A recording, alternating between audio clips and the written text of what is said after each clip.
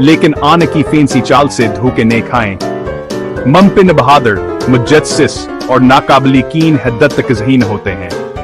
इन्हें घूमना फिरना पसंद आए और अगर आप मेहतात नहीं रहे तो वो तकरीबन किसी टेक भीषण से बाहर निकलने का रास्ता तलाश कर लेंगे, और अगर आप मेहतात नहीं रहे तो वो तकरीबन किसी भी बाढ़ से बाहर निकलने का रास्ता तलाश कर लेंगे।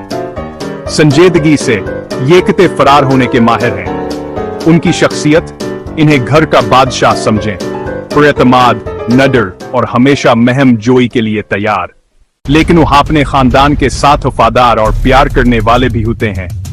वह जनबियों पर भूमिक सकते हैं, लेकिन अंदर से वो सिर्फ अपने प्यारों की हिफाजत करना चाहते हैं। अगर आप अपनी जिंदगी में एक मनिया एचर पंसस्टर लाने का सोच रहे हैं तो तवानाई के एक बंडल के लिए तैयार हो जाएं। उन्हें रोजाना वर्जिश, जहनी चैलेंजेस और बहुत ज्यादा खेलने की जरूरत होती है। तरबियत जरूरी है, सब्र मुस्तकिल मिजाजी से वो आपको हैरान कर देंगे, कहो कितनी जल्दी सीखते हैं।